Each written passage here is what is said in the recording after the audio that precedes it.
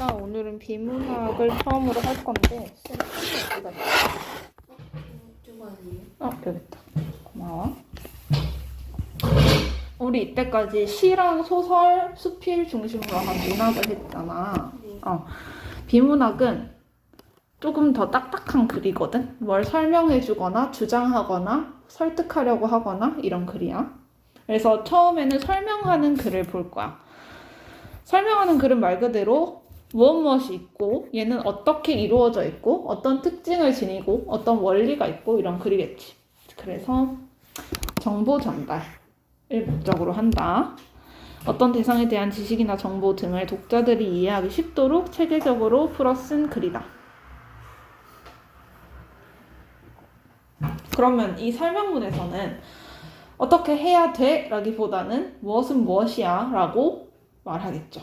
그래서 객관적이에요. 글쓴이의 개인적인 의견을 피하고 사실을 객관적으로 전달하고요. 사실성, 정확한 지식이나 정보를 사실에 근거하여 전달합니다. 명료성은 우리가 이걸 독자들이 쉽게 읽으려면 명쾌하게 말해줘야겠지. 막 주절주절 말하면 안 되겠지? 평이성은 쉬운 표현을 사용해야 돼요. 독자의 수준에 따라서 다르겠지만 너무 어려운 표현을 사용하면은 일반적인 독자들은 잘 못 읽을 수도 있겠다. 그리고 체계성은요, 논리성이라고도 할 수 있을 것 같은데 주장과 근거를 설득력 있게 배치해야겠지. 막 근거 처음에 다 말해놓고 갑자기 주장을 한다거나 주장과 근거의 순서가 맞지 않다거나 하면은 독자들이 혼란스럽겠지. 그래서 설명문은 보통 3단계로 구성이 돼. 처음에는 이제 독자의 관심을 유도하고 동기, 목적을 제시할 수도 있고 대상을 소개할 수도 있겠다. 그치? 예를 들어서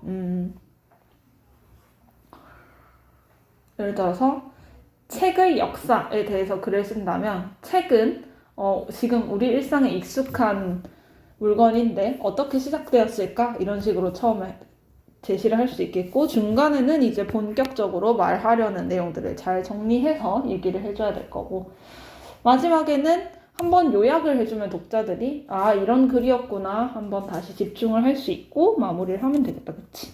네. 그래서 이 글을 쓰는 과정은 이렇게 나눌 수 있어. 우리가 그 학교에서도 수행평가를 하거나 하면은 글을 쓰는 경험들을 할 거 아니야. 저번에 윤서 뭐였지? 나를 표현하는? 비유하는? 시 써야 됐잖아? 근데 앞으로는 좀 긴 글도 써보라고 하실 거잖아, 선생님이. 그래요? 아마 그러실 거야. 그럴 텐데, 이때 요 단계를 따르면은 어렵지 않게 글을 쓸 수 있어. 우리가 처음부터 완벽한 글을 써야지 하고 시작을 하면은 절대 못 써. 대신에 계획을 하고, 내가 수행평가면 수행평가에 맞는 글을 써야 되고, 선생님들이 제시해주신 조건에 맞는 글을 써야 되고 누가 읽은 건지 어떻게, 왜 내가 쓰는지 어떤 주제를 할 건지 예상 독자까지 분석을 해줘야 되고요. 그리고 주제를 정했으면 거기에 맞는 정보들을 내가 수집해야겠지. 인터넷이나 책이나 이런 것들을 통해서 정보를 수집하고요. 그 정보를 다 쓰는 게 아니라 내가 얘는 넣고 얘는 빼도 되겠다 이렇게 선정을 할 거야. 선정된 걸 바탕으로 얘를 어디에 넣어야겠다. 얘랑 연결해야겠다. 이런 식으로 조직을 할 수 있어. 이때 조직할 때 아까 말했던 짜임새가 나타나는지 조직에서 개요를 한번 체크해볼까?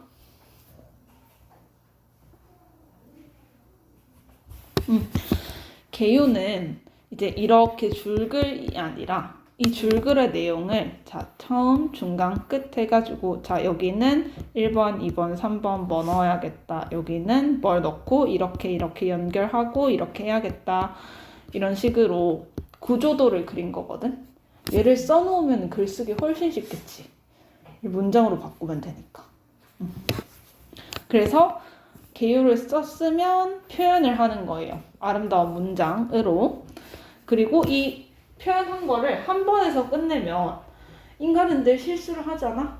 그래서 그 오타라든지 아니면 맞춤법이 틀렸다든지 아니면 비문이 발견될 수도 있어. 완전하지 않은 문장이 발견되면은 더 잘 읽을 수 있도록.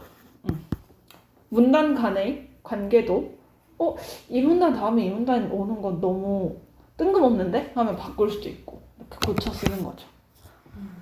요 단계로 설명문을 씁니다. 유의사항은 볼 거 없어요. 뭐 대상의 성격, 예를 들어서 책에 대해서 설명하면서 네.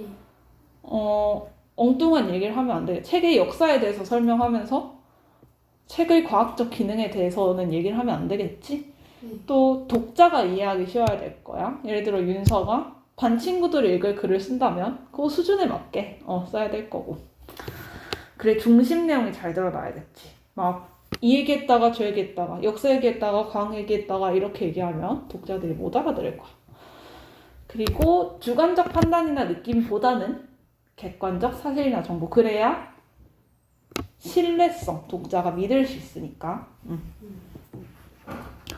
그리고 글을 쓰는 과정에서 참고한 자료의 출처도 밝혀줘야겠죠? 네. 정서가 아직 안 왔나요? 정서가 오늘 못 온다고 연락이 연락이 왔는데. 왔어요? 네. 그리고 오늘 시험이 안 왔죠? 네, 오늘 시험이 연락 왔어요. 없이 안 왔어요, 선생님? 아니요, 그 부모님께서 연락 주셨어요. 저한테 연락 안 주셨어요? 네. 내가 지금 전화해보아야 되나 해서. 네. 요즘 화이팅! 그래요. 그래서 우리 예전에 첫 시간에 이런 거 했던 거 기억나? 정의. 네. 기억나지? 한 번 더 그냥 찝고 넘어가자. 자, 정의는 뭐뭐는 뭐뭐다의 형태로 설명해 주는 거. 예시는 예를 들어 주는 거. 비교는 두 개의 공통점, 유사점, 비슷한 점이고요. 대조는 차이점. 비교랑 대조. 이거 체크해 놓을까? 비교는 공통점, 유사점, 대조는 차이점.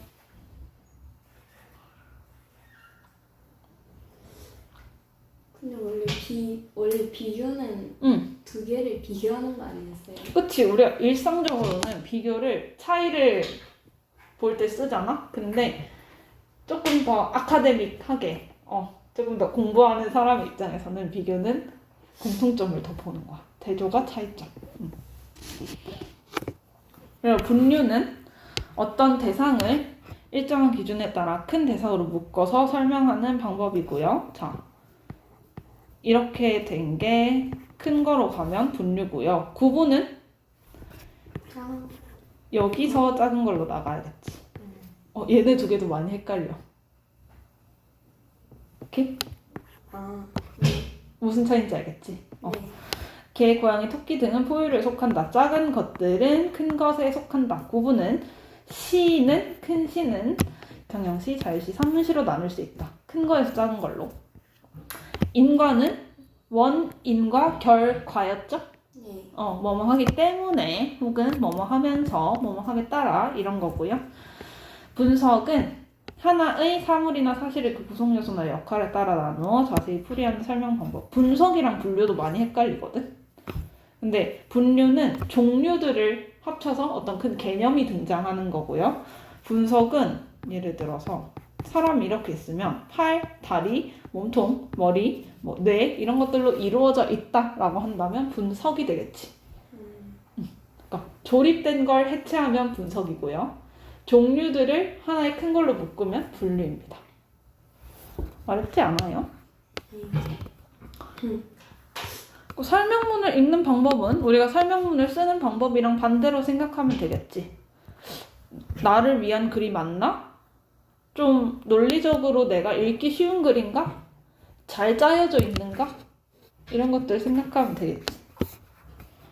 그래서 일단은 1번에서 8번까지 풀어볼까? 여기 확인 문제를.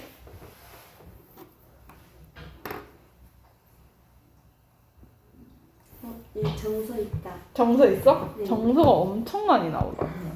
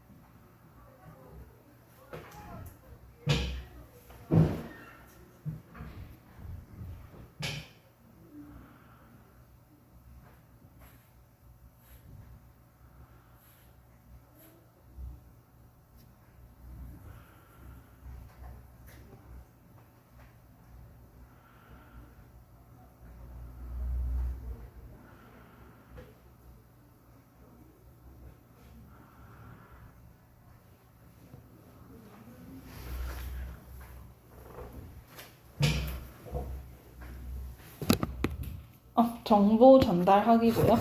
그치? 2번 일반적인 특징이 아닌 것은? 5번 5번 맞아. 정해진 순서에 따라서 논리적으로 설명해줘야겠지. 3번 구성 단계 중 중간에 대한 설명으로 가장 알맞은 것.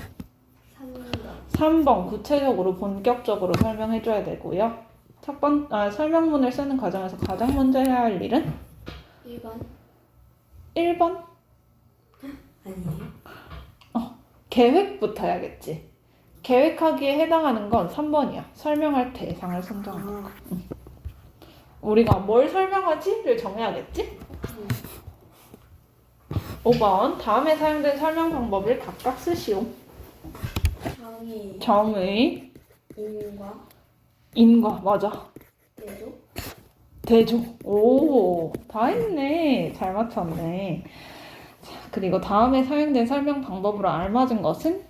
1번 2번 1번, 2번. 우리나라에는 다양한 발효식품이 발달되어 있다. 대표적인 발효식품으로는 된장을 들 수 있다. 예시. 된장은 어떤 장을 말한다. 맞아. 1번, 2번. 어떤 대상을 일정한 기준에 따라 더 큰 대상으로 묶어서 설명하는 방법은? 분류 분류? 그쵸. 반대되는 말은? 그거요 이거 구분. 구분은 큰 대상으로 묶인 걸 나눠서 설명하는 거죠. 8번은? 5번 5번은 해야 돼요. 근데 이거 없지 않아요? 그치. 맞췄네. 오 윤서가 맞췄네. 주장이 아니지? 설명문은 뭐뭐 해야 한다가 아니지? 그래서 우리 설명문을 실제로 풀어볼 거야. 명절의 유래를 풀어보고요. 네 한번 정답을 체크하고 오늘은 문제풀이를 좀 많이 할게. 네. 시작하세요. 이거 왜 이렇게 많아요?